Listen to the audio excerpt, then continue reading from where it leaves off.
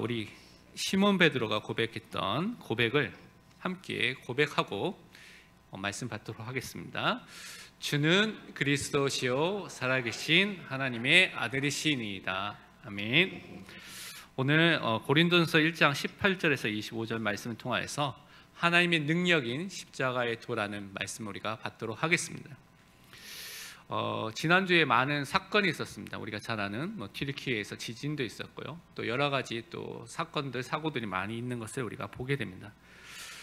성경에 보니까 말세 시대의 특징 중에 하나가 고통의 때라고 성경은 이렇게 말씀을 하고 있습니다. 그 고통의 때가 이런 재앙, 지진과 또 기근과 전쟁이라는 이런 육신적인 부분의 그런 고통도 있지만 또한 영적인 고통도 함께 있는 것을 성경이 말하고 있습니다. 또 말세 시대는 하나님의 이 진리를 떠난 시대라고 설명을 하고 있습니다. 그래서 성경에 여러분 디모데후서 3장 1절부터 5절까지 쭉 설명이 되는데 1절만 보면 너는 이것을 알라 말세에 고통하는 때가 이르러라고 분명히 말씀하고 있습니다. 그러니까 시대가 지나가면 지나갈수록 어떻게 해요? 더 많은 고통과 어려움과 문제들이 생긴다는 것이죠. 개개인에게 영적인 문제와 고통과 괴로움이 계속된다고 이렇게 말하고 있습니다. 왜냐하면 사람들이 말세의 그 특징을 여러분이 디모데후서 3장 1절 이후에 2절, 5절, 3절, 4절, 5절 읽어보면 사람들이 돈을 사랑하고요, 또 자기를 사랑하고요, 쾌락을 사랑하는 것을 하나님보다 더 사랑한다고 설명을 하고 있습니다. 그래서 사람들이 자기 중심으로, 나 중심으로 살기 때문에 더 큰 고난과 고통이 오게 된다는 것을 성경은 말하고 있습니다. 창세기 3장에서 말했던 그 나 중심의 그 상태가 지금도 계속되고 있다는 것입니다. 창세기 6장에서 말하는 그 네피림의 시대에 나의 것을 위해서 살고 있는 그 시대가 지금도 더 시작되고 더 강하게 나타난다는 것이죠. 창세기 11장에 나의 성공을 바라는 그것들이 지금도 계속해서 나타나고 사람들이 그것만을 위해서 살고 있다는 것을 성경이 말하고 있습니다. 그래서 말세 시대의 사람들의 특징 중에 하나가 자기 이익을 위해서, 자기를 위해서, 자기 성공을 위해서 어떻게 해요? 그것을 해줄 것 같은 스승, 사람들을 쫓아다니고 있다고 성경은 말하고 있죠. 디모데후서 4장 3절 4절을 보니까요, 때가 이르니니 사람이 바른 교훈을 받지 아니하며 귀가 가려워서 자기의 사욕을 따를 스승을 많이 두고 또 그 길을 진리에서 돌이켜 허탄한 이야기를 따르리라 라고 분명히 말하고 있습니다. 자기를 위한 삶을 사니까요, 이 진리 대신 하나님의 말씀, 복음의 귀를 기울이기보다는 자기의 이익과 욕심과 정력을 채워줄 수 있는 그 스승을 쫓아가고 있는 것입니다. 그게 유튜브일 수도 있고요, 책일 수도 있고요, 세상의 문화일 수도 있고요, 그런 것들을 쫓아서 가고 있다는 것이죠. 결국 사람들이 진리의 말씀만을 거부하는 시대가 점점점 다가오고 있다고 성경 말하고 있습니다. 그래서 이 진리의 말씀을 전하는 전도자들, 복음을 전하는 사람들 싫어하고 핍박하는 일들이 계속해서 더해지고 있다는 것입니다. 그런데 하나님께서는 이 시대 속에서 하나님의 자녀에게 말세 시대 속에 어떻게 살아야 될 것인가, 우리가 우리 중심으로 사는 것이 아니라 하나님께 모든 것을 맡기고 하나님을 따라가도록, 하나님을 믿도록 우리를 그렇게 부르셨다고 말씀하고 있습니다. 시편 37편 5절에 보니까 내 길을 여호와께 맡기라, 그를 의지하면 그가 이루시고 라고 말하고 있습니다. 하나님께서 우리를 하나님의 자녀로 부르시고요, 이 말세 시대에 두려워하지 말라고 말씀하시면서 내 길, 이 길에는 우리의 모든 어려움, 위기, 고통, 모든 것이 다 포함되는 단어입니다. 이 모든 것들을 어떻게 해요? 하나님께 맡기라고 말하고 있습니다. 우리가 기도로 하나님께 맡기고 하나님을 의지하고 하나님을 신뢰하면 어떻게 해요? 하나님께서 우리 속에서 일을 이루시고 일을 성취하신 그 일들을 하신다는 것입니다. 그래서 하나님의 자녀는 하나님을 전적으로 신뢰하고 하나님을 따라가는 것입니다. 특히 이 땅에 살 때 하나님의 자녀는 삶의 분명한 목적과 삶의 분명한 목표가 있습니다. 그래서 우리가 아무거나 또 자기를 위해서 사는 것이 아니라 성경은 분명한 목표를 위해서 우리가 살 것을 분명히 말씀하고 있습니다. 우리가 잘 아는 빌립보서 3장 14절에 보니까요, 표대를 향하여 그리스도 예수 안에서 하나님이 위에서 부르신 부름의 상을 위하여 달려가노라 라고 말하고 있습니다. 우리는 표대가 있습니다. 진짜 세계 복음화 하나님의 나라 그 영광을 위해서 이 그리스도의 복음을 위해서 살아갈 그 표대가 완전하게 있는 것이죠. 우리를 부르신 그 부름의 상을 위해서 우리가 달려가고 있다는 것입니다. 그래서 우리가 그 목표와 목적을 항상 잊지 말고 그것을 붙잡고 그것을 향해서 달려가는 삶을 살아가야 된다는 것입니다.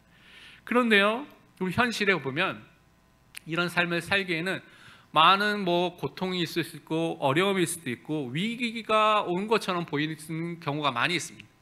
근데 그것은 사실은 고통과 어려움과 위기와 문제라기보다는 그 속에 하나님께서 중요한 계획이 있고 그 속에서 하나님께서 여러분을 불러주신 이유가 있는 것을 발견하도록 하는 하나의 도구고 하나의 수단이라고 여러분이 그것을 보고 또 진단을 해야 된다는 것입니다.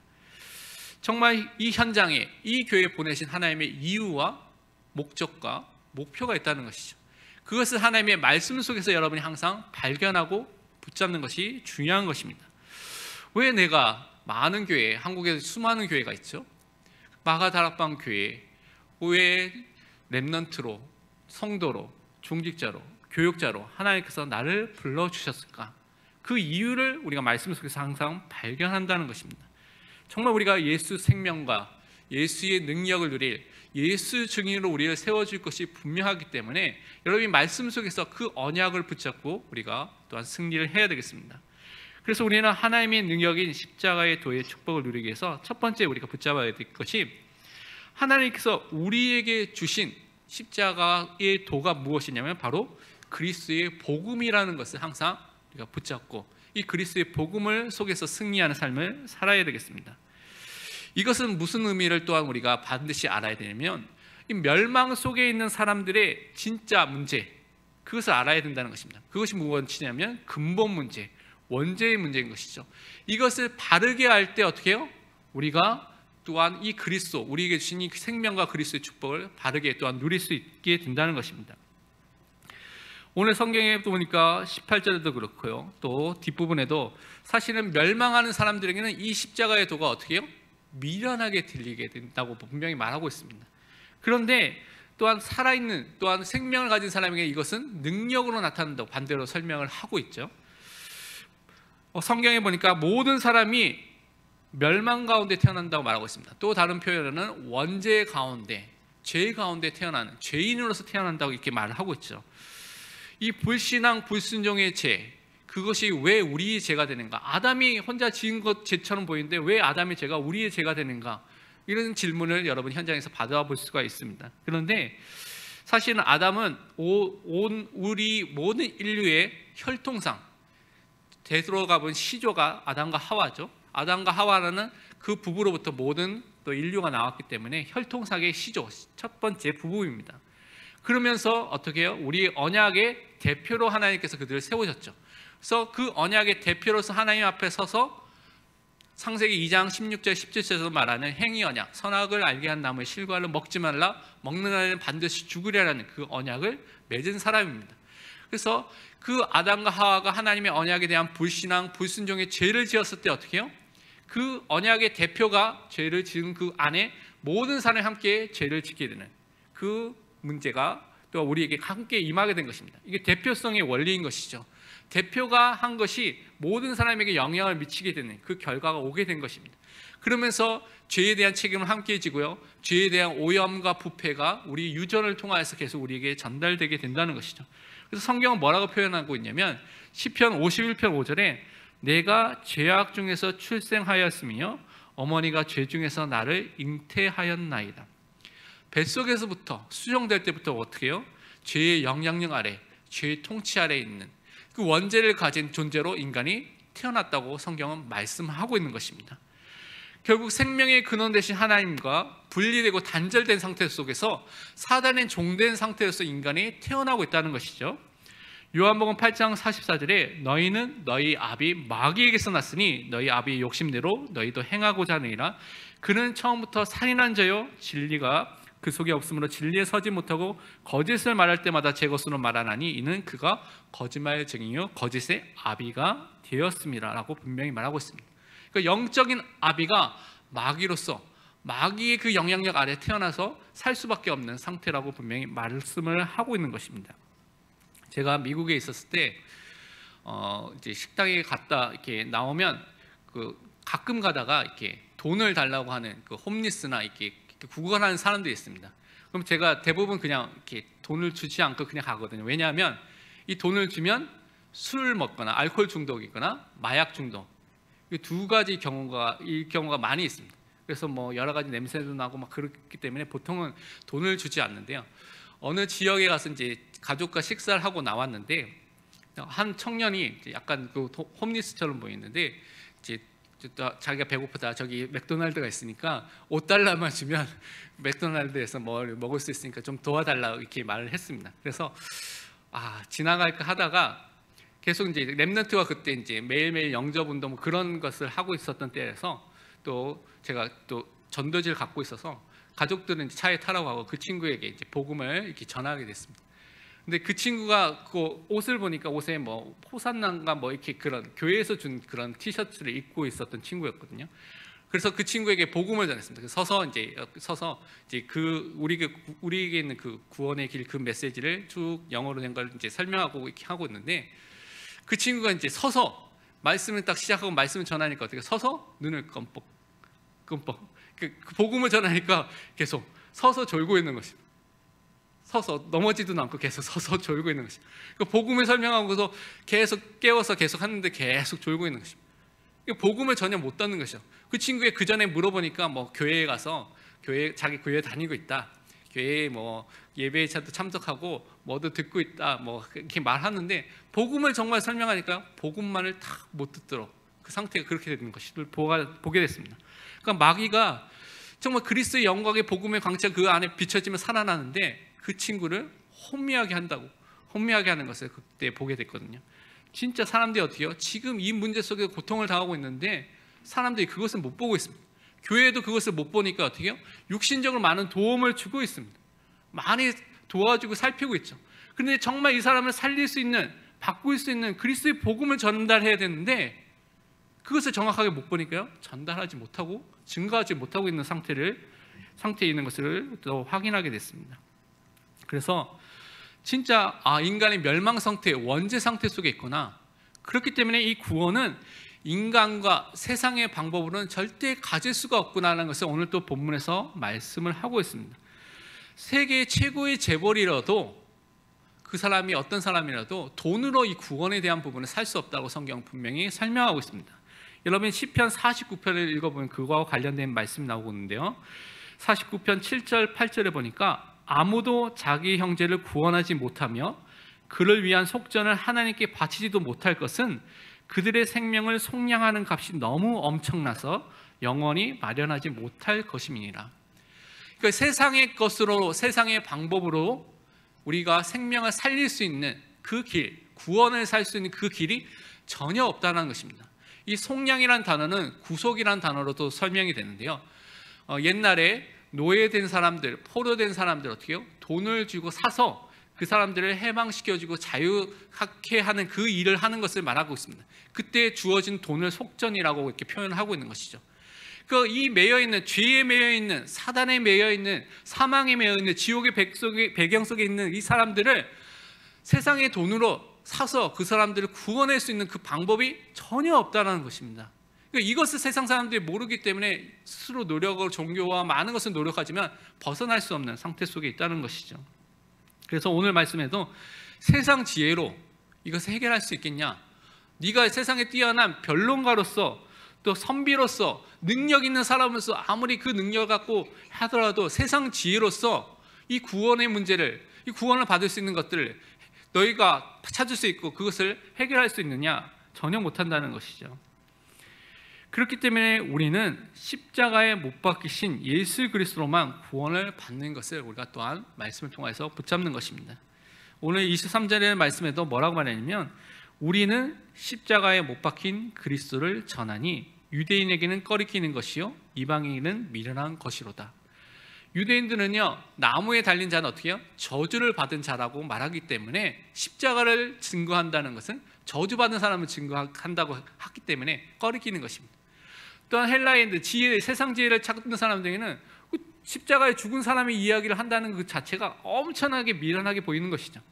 그러나 복음을 가진 우리는 어떻게 해요? 이 십자가에 못 박히신 예수 그리스도만을 증거한다는 것입니다. 그것이 우리가 살 수 있는 길이라고 분명히 말하고 있죠. 골로새서 1장 13절 14절에 보니까요, 그가 우리를 흑암의 권세에서 건져내서 그의 사랑의 아들의 나라로 옮기셨으니 그 아들 안에서 우리가 속량 곧 죄사함을 얻었도다. 아까 전에 시편 말씀에는 세상으로는 속량할 수 있는 그 방법과 그것을 살 수 있는 길이 없다고 말하는데요, 성경은 또 뭐라고 지금 말씀하고 있냐면 예수 그리스도 안에서 속량이 있다고 말하고 있습니다. 예수 그리스도 안에 죄사함이 있다고 말하고 있습니다. 예수 그리스도 안에 어떻게 해요? 흑암의 권세, 흑암의 나라가 아니라 어떻게 해요? 하나님의 아들의 나라, 그리스도의 나라로 옮겨지는 그 축복이 있다고 말씀을 하고 있는 것입니다. 예수 그리스도를 통하여서만 우리는 죄 용서함을 받을 수 있다는 것입니다. 예수 그리스도를 통하여서만 사단의 권세를 완전히 이기신 그 왕 되신 그리스도를 통하여서만 참된 해방이 우리에게 주어지게 된다는 것입니다. 예수 그리스도를 통하여서만 우리가 하나님을 만나고 하나님을 알고 하나님을 누릴 수 있는 그 축복이 주어지게 된다는 것입니다. 선지자 제사장 왕 되신 예수 그리스도 안에 이 구원의 축복이 들어가 있다는 것입니다. 그래서 우리는 다른 것이 아니라 이 그리스도만을 증거하는, 그리스도만을 붙잡고 그리스도만을 누리는 사람으로 우리가 세워져야 된다는 것입니다. 디도서 2장 14절에 보니까요, 그가 우리를 대신하여 자신을 주심은 모든 불법에서 우리를 속량하시고 우리를 깨끗하게 하사 선한 일을 열심히 하는 자기 백성이 되게 하려 하심이라. 율법의 저주에서, 그 불법에서 있는 우리를 속량해 주셨습니다. 값을 주시고 사셨다는 것이죠. 그래서 우리는 완전하게 해방된 완전한 자유자가 됐다는 거 성경은 말하고 있습니다. 우리를 깨끗하게 해서 하나님이 기뻐하시는 선한 일, 선한 일이라는 것은 많은 정의가 있겠지만 하나님이 기뻐하시는 선한 일 중에 하나는 창조의 질서가 원래대로 회복된다는 것입니다. 하나님과 우리 인간관계가 원래대로 회복되는 것, 죄인된 우리가 하나님 앞에 원래대로 회복될 수 있는 그 길은 복음을 전해서 생명을 얻는 길밖에 없습니다. 그래서 하나님이 원하시는 그 선한 일은 저는 전도와 선교라고 생각합니다. 그래서 전도와 선교의 그 축복을 하도록 우리를 하나님의 백성 자녀로 삼으셨다는 것을 우리가 붙잡는 것입니다. 그렇다면 두 번째로 우리는 하나님의 능력으로 역사하는 십자가에도 이 복음을 진짜 붙잡고 응답받는 사람으로 서야 되겠습니다. 오늘 보니까 하나님의 능력이 무엇이냐, 하나님의 지혜가 무엇이냐, 그리스도라고 분명히 말하고 있습니다. 세상 것이 아니라 우리가 그리스도를 붙잡을 때 이 하나님의 능력과 하나님의 지혜가 우리에게 임하게 된다는 것입니다. 복음은요, 구원을 받은 자에게, 그들에게만 하나님의 능력으로 나타나게 된다는 것입니다. 그러니까 복음을 설명할 때 그것에 대해서 무시하고 멸시하고 미련하게 말하는 것은 사실은 그들이 구원을 받지 못한 상태에 있다는 거 우리가 이해해 볼 수가 있는 것입니다. 하나님이 예정하시고 하나님이 부르신 자들에게는 그리스도는 하나님의 능력과 지혜로 임하게 된다고 분명히 말하고 있습니다. 그래서 오늘 18절 24절에도 그 부분에 대한 부분을 설명을 하고 있는 것이죠. 유대인들은 유대인들은 표적을 구하고요, 헬라인들은 또한 지혜를 찾고 있습니다. 세상 사람들처럼 세상 사람들도 이렇게 눈에 보이는 것들, 뭔가 뛰어난 것들을 요구하면서 그것을 통하여서 뭔가 예수를 믿으려고 말하고 있는데, 우리는 그런 눈에 보이는 것이 아니라 말씀 속에, 이 복음 속에 말씀하신 그 그리스도만을 증거하는 그 사람으로 우리가 현장에 서야 되겠습니다. 마태복음 28장 19절에 보니까 예수께서 나와 말씀하여 이르시되 하늘과 땅의 모든 권세를 내게 주셨으니 라고 말씀하고 있습니다. 예수님 안에 모든 권세가 다 있습니다. 하늘과 땅의 모든 권세가 다 있다는 것이죠. 죄와 사망과 사단의 권세를 완전히 이기신 그 그리스도의 그 이름의 권세를 우리가 현장에서 사용하는 것입니다. 모든 흑암의 권세를 이기신 그 그리스도의 이름을 현장 속에 사용하면서 사단의 권세를 결박하는 그 축복을 우리가 현장 속에서 누리는 것입니다. 구원받은 사람이, 하나님 자녀가 이 권세를 사용할 때 하나님의 능력과 하나님의 지혜가 우리 현장에 임할 줄 믿습니다. 또한 우리의 약함 속에 하나님의 은혜와 하나님의 능력이 나타나게 된다는 것을 또한 우리가 붙잡아야 되겠습니다.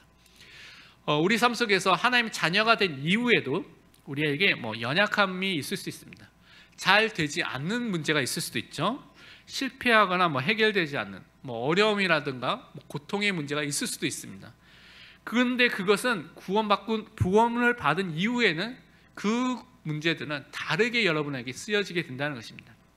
우리의 연약함, 이 어려움들이 하나님의 능력이신 이 복음 그리스도를 체험할 수 있는 중요한 도구와 기회, 수단으로서 하나님께서 사용한다는 것입니다. 진짜 내 삶 속에서 오직 그리스도가 되도록, 오직 복음이 되도록 하나님께서 여러분 삶 속에 그 문제를 사용한다는 것이죠. 고린도후서 12장 9절에 보면 우리가 잘 아는 대전도자 바울이 고백이 나오고 있습니다. 뭐라고 말하냐면, 나에게 이르시기를 내 은혜가 내게 족하도다. 이는 내 능력이 약한 데서 온전하여짐이라 하신지라. 그러므로 도리어 크게 기뻐함으로 나의 여러 약한 것들에 대하여 자랑하느니 이는 그리스도의 능력이 내게 머물게 하려 함이라. 바울에게는요, 하나님께 간절히 기도했는데 해결되지 않은 사탄의 가시라고 말하는 문제가 있었습니다. 근데 그 문제가 해결되지 않는데 이 사람이 뭐라고 하면 감사하면서 뭐라고 말하냐면, 하나님의 은혜, 그리스도의 은혜가 그 바울에게 족하도다, 넘치도다라고 말하고 있습니다. 그래서 그리스도의 능력이 약한 데여서 우리 약한 것을 통해서 어떻게 그리스도의 능력이 온전하여지고 더 풍성하게 나타난다라고 고백을 하고 있습니다. 그래서 바울은요, 이제는 나의 약한 것들에 대해서 어떻게 해요? 자랑을 한다. 그전에는 숨기고 싶은 문제였는데요, 이것이 어떻게요? 이것을 통하여서 그리스도를 체험하고 그리스도의 은혜가 임하고 그리스도의 능력이 임하니까요, 그것을 자랑하는 것으로 바뀌게 된 것입니다. 그것이 어떻게요? 감사로 바뀌게 됐다는 것이죠. 그것이 참된 치유를 받은 사람의 모습인 것입니다. 나에 있는 환경과 문제에 시달리지 않고 흔들리지 않고 참된 감사를 하게 되는 사람으로 서게 된다는 것입니다. 그래서 우리는 다른 것이 아니라 항상 그리스도의 은혜 가운데 강건한 사람으로, 강한 사람으로 서야 된다는 것입니다. 디모데후서 2장 1절에 보니까요, 내 아들아, 그러므로 너는 그리스도 예수 안에 있는 은혜 가운데서 강하고. 우리가 다른 것을 통해서 우리가 강건해지고 세워지는 것이 아니라 복음 안에, 이 그리스도 안에서 주시는 그 은혜 속에서 우리가 강건해지고 흔들리지 않고 세워지는 그 축복이 있습니다. 그래서 우리가 복음에 집중하고요, 복음을 각인하고 복음을 누리는 기도를 계속해서 매일매일 해 나가는 것입니다. 그러면 우리 삶 속에 막을 수 없는 복음의 역사가 또 계속해서 나타나게 되는 것입니다. 왜냐하면 하나님의 능력인 이 또 십자가에도 복음을 붙잡았기 때문에 그런 것이죠. 디모데후서 1장 9절에 보니까요, 복음으로 말미암아 내가 죄인과 같이 매이는 데까지 고난을 받았으나 하나님의 말씀은 매이지 아니하니라. 감옥에 있는 바울, 또 많은 핍박을 받았던 바울, 또 연약했던 바울의 모습들이 있습니다. 그런데 그가 전했던 이 말씀, 이 복음은요, 매이지 않고 묶이지 않았습니다. 하나님께서 그 복음을 통하여서 많은 사람들을 살렸습니다. 로마의 핍박과 또 많은 그리스의, 헬라의 모든 철학과 문화의 모든 힘들이 그 복음을 막으려고 했죠. 그런데 이 복음은 막히지 않았고 또 복음을 막을 수가 없었습니다. 하나님은 바울이 전했던 이 복음을 통하여서 로마 복음화의 문을 여시는 큰 축복의 그 시작을 하셨던 것입니다. 그렇기 때문에 진짜 감옥과 사람과 세상이 복음을 막을 수 없다는 것을 여러분이 알고 이 복음을 붙잡고 우리가 현장에서 복음의 증인으로 날마다 서야 되겠습니다. 사도행전 3장 6절, 우리가 잘 아는 말씀이죠. 베드로가 이르되 은과 금은 내게 없거니와 내게 있는 것은 내게 주노니 곧 나사렛 예수 그리스도의 이름으로 일어나 걸으라 라고 말씀하고 있습니다. 진짜 내가 이 복음을 가지고 있으면 이 복음을 어떻게 우리가 전달하고 증거하는 그 현장에 어떻게 하나님께서 그곳에 하나님의 역사, 하나님의 능력의 역사를 일으키시는 일들을 하나님께서 하신다고 분명히 말씀하고 있습니다. 왜냐하면 우리 현장에, 우리 회사, 우리의 직장, 우리의 사업터, 또 우리의 학교, 우리가 있는 지역, 우리의 가정, 가문에 가장 필요한 것이 무엇이냐면 이 예수 그리스도의 복음인 것입니다. 우리가 만나는 사람들에게 가장 필요한 것이 무엇이냐? 그 사람들이 가장 필요한 것이 이 복음이라는 것입니다. 그래서 우리가 이 복음을, 이 예수 그리스도의 이름을 선포할 때, 증거할 때 그 속에서 하나님의 역사, 하나님의 기이한 일, 25시의 응답이 하나님의 시간표에 일어날 줄 믿습니다. 그래서 우리가 그 축복을 누려야 되겠습니다. 그럼 우리가 세 번째로 십자가의 도를 증거하는 전도를 우리가 사용하신 하나님의 응답을 또 우리가 붙잡고 전도 속에 하나님의 능력이 나타나는 것을 또한 붙잡아야 되겠습니다. 하나님께서는 우리를요, 십자가에도 이 복음을 증거하는 전도자로, 현장의 선교사로 우리를 부르셨습니다. 그러니까 여러분의 정체성은 현장의 선교사, 현장의 전도자라는 그 정체성을 항상 잊지 말고 살아가는 것이 하나님 자녀인 것입니다. 십자가의 도를 전하는 이 전도가 세상 사람들이 보기에는 미련해 보일 수 있습니다. 우리 친구들, 동료들, 사람들이 보기에는 뭔가 이상한 미련한 것을 하는 것처럼 보일 수 있습니다. 그러나 하나님이 구원 사역을 위해서 사용하시는, 기뻐하시는 도구와 방법으로 하나님께서 선택을 하신 것이죠. 그래서 우리는 이 전도자로서 현장에 서는 것을 두려워하지 말아야 되겠습니다. 사도행전 16장 17절을 보니까요, 점치는 여종이 바울과 그 바울 팀에 대해서 이렇게 말하고 있습니다. 그가 바울과 우리를 따라와 소리질러 이르되 이 사람들은 지극히 높은 하나님의 종으로서 구원의 길을 너에게 전하는 자라 하며 라고 분명히 말하고 있습니다. 하나님의 종, 복음을 받은 하나님의 종으로 자녀로 우리를 부르시고요, 구원의 길을 전할 사람으로 우리를 부르신 것입니다. 그래서 세상에 또 귀신 들린 사람들이 누구를 잘 아느냐? 하나님 자녀를 잘 알고 있죠. 그리고 하나님의 자녀 중에 이 복음을 전할 사람을 누구보다도 누가 잘 아느냐? 귀신 들린 사람한테 잘 알고 있습니다. 그래서 우리가 현장 속에서 진짜 복음을 놓고 기도하고 복음을 전하는 전도자로 서야 되겠습니다. 특히 현장에서 이 십자가에 못 박히신 예수 그리스도만을 전하는 것이 우리가 해야 될 일이라는 것을 항상 잊지 말아야 되겠습니다.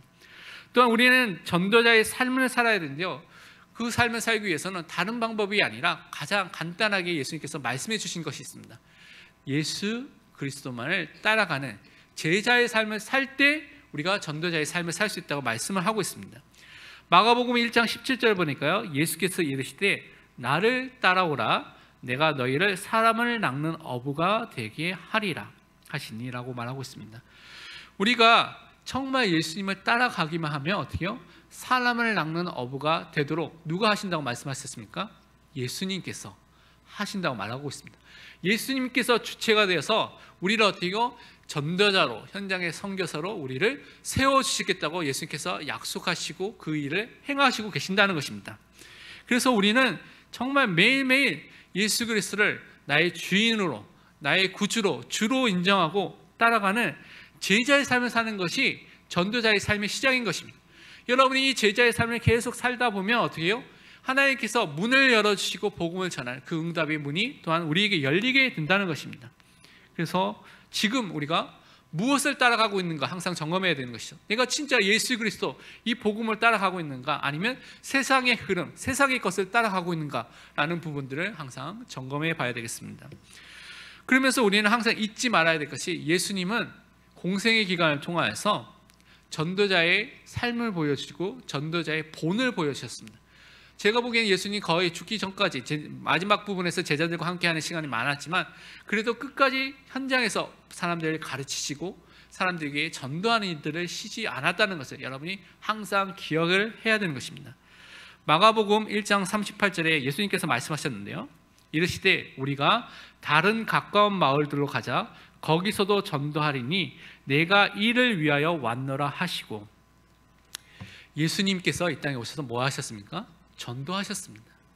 예수님께서 한 곳에만 전도하신 것이 아니라 여러 마을, 여러 곳에 가셔서 여러 계층의 사람들, 여러 문제에 있는 사람들을 만나서 뭘 하셨습니까?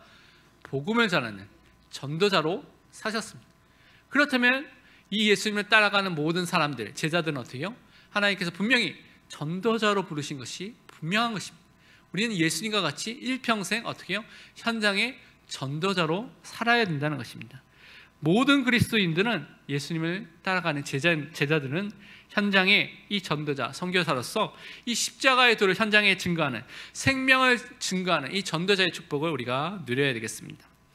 결론으로 세 가지를 말씀드리고 마치겠습니다. 먼저, 나의 현장에 이 구원의 복음이 가장 필요한 사람이 분명히 있을 텐데 그것을 자세히 살펴보고 여러분이 기도를 먼저 시작하시기 바랍니다. 먼저 복음을 전하기보다 먼저 기도를 시작하는 것이 중요한데요, 사도행전 3장 4절을 보니까 베드로와 요한과 더불어 주목하여 이르되 우리를 보라 하니, 이것이 성전 미문에 있는 안진뱅이를 보고 그때 말하는 장면이죠. 그러면서 이제 예수님의 이름으로 일어나 걸으라고 말하고 있습니다. 성전 미문에 앉아있던 그 안진뱅이는 항상 그 자리에 앉아 있습니다. 그래서 베드로와 요한이 그 앞을 많이 지나갔기 때문에 많이 그 사람들을 보았을 것입니다. 그런데 하나님께서 이때 하나님의 시간표에서 이 사람들을 살펴보도록 하시고 그 사람에게 복음을 전하는 시간표를 허락해 주셨죠. 그 주목하여 본 그 시간표가 있은 다음에 복음을 증거하는 그 일들이 일어나게 된 것입니다. 우리 삶 속에서 여러분이 진짜 현장에 복음이 필요한 사람이 있습니다. 그렇기 때문에 여러분은 주변에 있는 사람들 자세히 주목하여 볼 필요가 있습니다. 그러니까 영적으로 그 사람들의 상태를 분석해야 될 그런 시간이 있어야 된다는 것이죠. 그러면서 그 사람들을 놓고 기도하고 영적인 또 그 사람의 배경 속에 있는 것들을 예수 이름으로 무너지도록 기도하는 것입니다. 그랬을 때 하나님의 시간표가 왔을 때 여러분이 복음을 증거하는 일들을 하는 것입니다. 진짜 여러분이 복음의 사람으로 서 있으면 여러분의 주변에 있는 사람이 어려움이 있을 때 분명히 여러분에게 찾아오게 됩니다. 그때 여러분이 복음을 분명하게 전해야 되는 것입니다. 제가 군대에 있었을 때 마지막 말년 휴가가 있습니다. 그 마지막 이제 그 제대하기 전에 뭐 5일로 기억하고 있는데 3박 4일인가 5일인가 이렇게 마지막 휴가가 있습니다. 그거 끝나고 나면 며칠 있다가 이렇게 제대를 하거든요. 그래서 제가 이제 제대하기 전에 이제 제대하기 이제 준비를 해야 되죠. 뭐 그 군복도 준비하고 이렇게 준비하면서 좀 자야 되는데 그걸 준비하다 보니까 좀 시간이 있어서 좀 취침 시간보다 약간 더 지나서 자게 됐는데, 근데 하여튼 그것을 준비하는 동안 제 바로 밑에 있던 그 다른 병장이 있었습니다. 그러니까 다른 부대에 있다가 저희 부대로 이렇게 전입을 한 병장이었는데요. 그 친구가 뭐 얘기를 하는 것입니다. 자기가 뭐 이렇게 어려움이 있고 이렇게 고통이 있다라고 이렇게 얘기를 했습니다. 그래서 아 그러냐? 근데 제가 그때 너무 이제 들뜬 나머지, 왜냐면 휴가를 나가고 빨리 이제 제대할 때가 갔다 오니까 아 그러냐? 근데 이제 빨리 밤도 깊었고 그렇기 때문에 아 그러면 내가 휴가를 갔다 와서 좀 너하고 같이 이야기를 하자라고 이제 이야기를 하고 제가 휴가를 갔다 3일인가 5일에 왔습니다. 근데 그 사이에 이 친구가 없어진 거예요. 다른 말로 이제 이 친구가 너무 이제 문제가 심각해져서 뭐 의무대로 가고 또 사단인가 다른 데로 가서 제가 이제 방문해서 이 친구를 만날 기회가 없게 된 것입니다. 그래서 제 일생에서 가장 안타깝게 생각했던 부분 중에 하나가 그 친구의 그때 복음을 전했어야 되는데 못 전한 것이 저에게 정말 너무나 안타까운 순간 중에 하나인데요.